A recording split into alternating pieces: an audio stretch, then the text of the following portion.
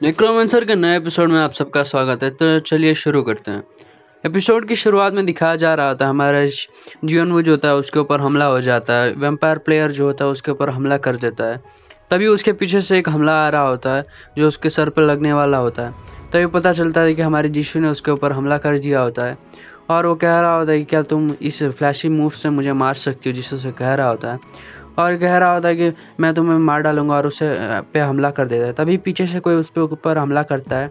फिर हमें दिखाया जाता है कि बहुत सारे नाइफ्स जो होते हैं उसके ऊपर आके टकरा जाते हैं पर उसको लगते नहीं है। तभी हमारा जो होता है हानवो जो होता है वो होता है जो उसके ऊपर हमला कर रहा होता है और कह रहा होता है कि मैं गन की तरह जो शूट करूंगा सारे डैगर्स, पर उसकी वजह से वो बहुत ज़्यादा अनॉयड हो जाता है वो प्लेयर जो होता है और उसके ऊपर हमला करने के लिए बहुत ज़्यादा तेज़ से उसके ओर बढ़ने लगता है। तो हमारा हनुमा बहुत ज़्यादा डर जाता है और कह रहा होता है कि बहुत ज़्यादा स्पीड है। तभी राइटी उसके ऊपर हमला करने के लिए आ जाता है बड़ी तेज़ी से और अपना एक हाथ में तलवार लेते हुए उसके ऊपर हमला कर देता है, जिस वजह से उसे शायद से डैमेज हो जाता है और बहुत बड़ा स्लैश लगता है उसके ऊपर। तभी ये शियनवू कहता है कि अभी मौका है मारने के लिए और उसके पीछे से आ जाता है। तभी उसके शील्ड के ऊपर वो हमला कर देता है पर उसका शील्ड एक ही बार में डिस्ट्रॉय हो जाता है और वो बंदा कह रहा होता है कि वो तुम बहुत स्लो हो और उसके ऊपर हमला कर देता है और कह रहा होता है कि तुम बहुत ज़्यादा वीक हो और तुम मेरे मैच में अभी नहीं आते हो। तभी दिखाया जाता है पीछे से जीशू जो होती है बहुत ज़्यादा फियर्स लग रही होती है और एक हमला कर देती है अपने शॉट से, जिस वजह से वो बहुत ज़्यादा हैरान हो जाता है और कहता है कि मैंने तो इसे बहुत दूर से देख लिया था फिर भी। तभी उसके पीछे से राइटी आ जाता है और वो भी हैरान हो जाता है उसे देखते हुए। तभी राइटी एक बहुत ज़्यादा बड़ा स्लैश मार के हुए आगे चला जाता है, जिस वजह से उसका एक हाथ कट जाता है और वो बहुत ज़्यादा ब्लीडिंग कर रहा होता है। और तभी जिन वो कहता है कि सारे स्केलेटन्स को अटैक करने के लिए और जो पीछे लोग होते हैं उसके जो बॉस कहते हुए हेल्प करने के लिए आ चुके होते हैं और वो बंदा कह रहा होता है कि परफेक्ट टाइमिंग है और बहुत ज़्यादा हंसने लगता है और सारे लोग बहुत ज़्यादा हैरान हो जाते हैं और कहते हैं कि बॉस आप ऐसे क्यों देख रहे हो। तो वो बंदा तभी अपना हैंड देख रहा होता है, अपना हाथ जो होता है वो रिजनरेट होने की कोशिश कर रहा होता है। उसके अंदर से कुछ चीज़ें निकलती हैं पर हमारे स्केलेटन्स उसके ऊपर हमला करने चाहते होते हैं और जीशू भी उसके ऊपर हमला कर रही होती है। पर तभी वो सारे लोग उसके ऊपर हमला कर देते हैं एक साथ में और वो बहुत ज़्यादा हैरान हो जाता है। तभी वो बहुत ज़्यादा ही डैमेज हो जाता है क्योंकि उसके अंदर हमारे जियोनवू ने तलवार घुसा दी होती है और कहता है कि तुम्हारी रीजनरेटिव एबिलिटी अच्छी है पर तुम्हारा सर मारने के बाद भी क्या तुम उसे उगा सकते हो। तभी उसे मैसेज आता है कि उसने प्लेयर को मारा है और उसे 1000 गोल्ड मिला है। तभी वो हैरान हो जाता है और कहता है कि क्या प्लेयर को मारने पे भी गोल्ड मिलता है। तो सारे लोग हैरान हो जाते हैं और कहते हैं कि इन लोगों का अब क्या करना है और सारे लोगों को वो स्केलेटन्स घेर लेते हैं और वो लोग कह रहे थे कि तुम मास्टर हमें छोड़ दो। तभी वो जियोन वो कहता है कि क्या तुम लोग 8 लेवल के प्लेयर्स हो और कहता है कि सारे अपने वेपन्स को ड्रॉप कर दो वरना मैं तुम्हें मार डालूंगा। तो सारे लोग अपने वेपन ड्रॉप कर देते हैं।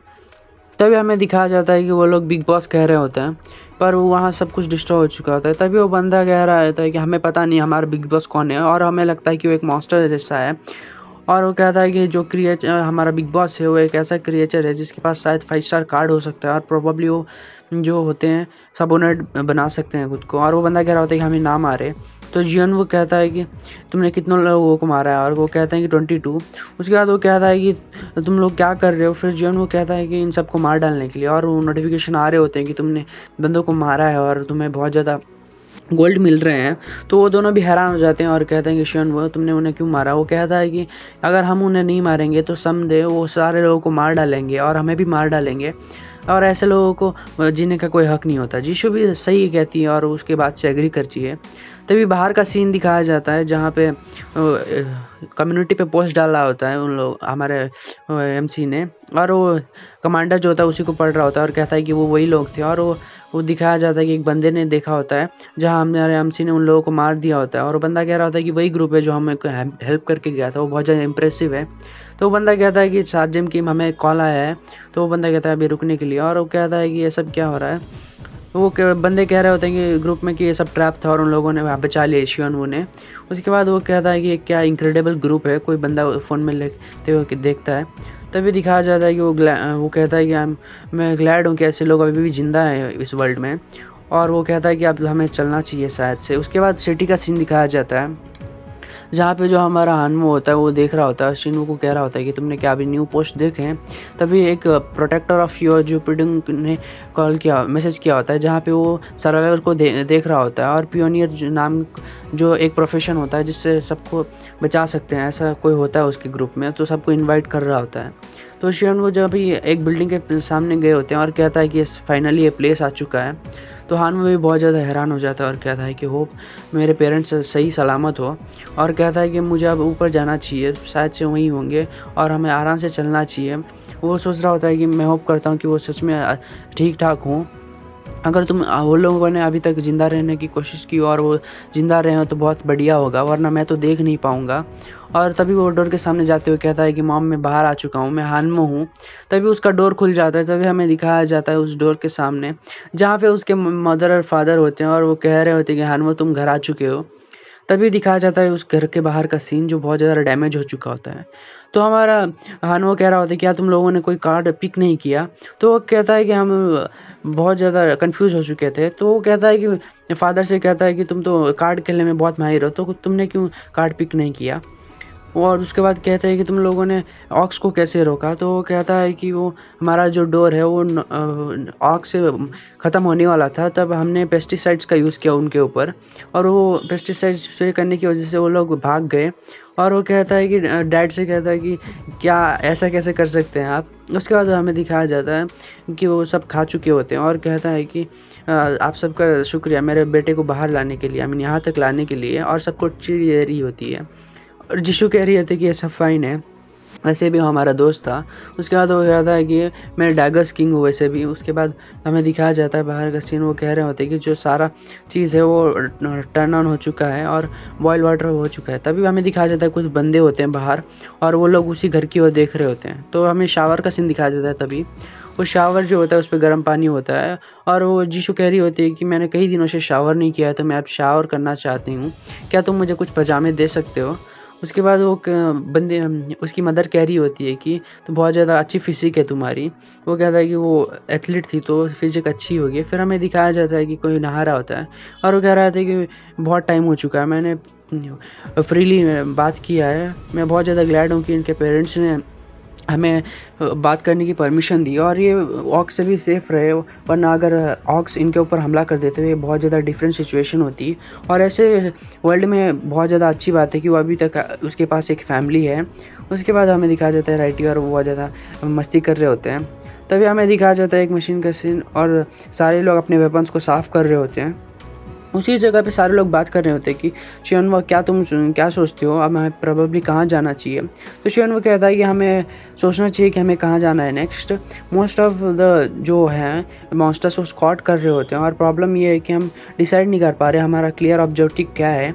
और जीशु कहता है हनवो कहता है कि शियनवो देखो यहाँ पे एक बहुत ज़्यादा इंपॉर्टेंट है, जो protector of the your doping है उसने एक नया मैसेज किया है जहाँ पे उसने कहा हुआ है कि हमारे पास एक सेफ्टी ज़ोन है, वहाँ पे सारे लोग आ सकते हैं पर थोड़ा गोल्ड फ़ीस पे करना पड़ेगा। पर वो जियानवो को बहुत ज़्यादा सस्पिशियस लगता है और वो कहता है कि ये अच्छा तो होगा, तो चलिए हम वहाँ जा सकते हैं, मेरे को नहीं लगता ये उस जैसा कुछ होगा। अगर वो प्रोटेक्टर सेफ्टी ज़ोन की बात कर रहा है और 1000 मैसेजेस के लिए गोल्ड किया है उसने, तो हमें कमेंट्स की ओर देखना चाहिए और चलना चाहिए शायद से।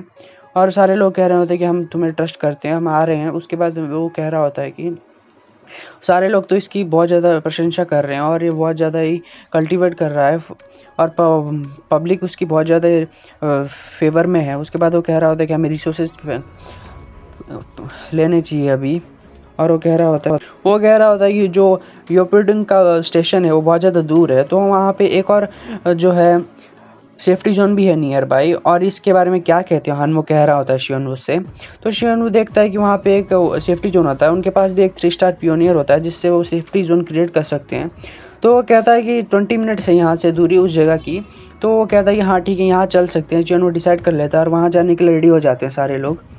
तभी हमें दिखाया जाता है सुबह का सीन और सारे लोग रेडी हो चुके होते हैं जाने के लिए और कह रहे हैं कि सारे लोग रेडी हो चुके हैं। तो जियानवो कह रहा होता है कि मुझे माफ़ करना तुम लोगों को इतनी ट्रबल देने के लिए। तो उसके पेरेंट्स कह रहे होते हैं कि कोई बात नहीं, तुम लोगों ने हानवो को यहाँ ले आया है पर यहाँ बैंडिट से तुम सावधान रहना। तो वो लोग कहते हैं बैंडिट?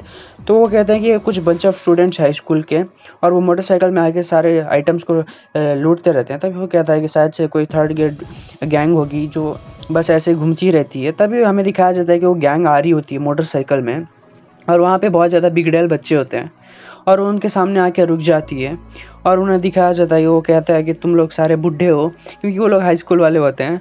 तो वो तीनों कह रहे होते हैं कि हम कहाँ से बुढ़े लगते, तो हानवो कह रहा होता है जियोनवो लग सकता है पर मैं कैसे। तो वो लोग कह रहे होते हैं कि तुम्हारे पास जो भी है वो हमें शेयर करना चाहिए, है कि नहीं। और उसके बाद जियोनवो कह रहा होता है कि क्या तुम्हें ऐसा लगता है कि तुम्हारा नंबर ज़्यादा है तो तुम हमें बुली कर सकते हो। तभी उसके पीछे से मॉन्स्टर्स आने लगते हैं। इसी के साथ एपिसोड ख़त्म हो जाता है। Thank you for watching. अच्छा लगे तो लाइक सब्सक्राइब करिए। नेक्स्ट एपिसोड जल्दी आ जाएगा।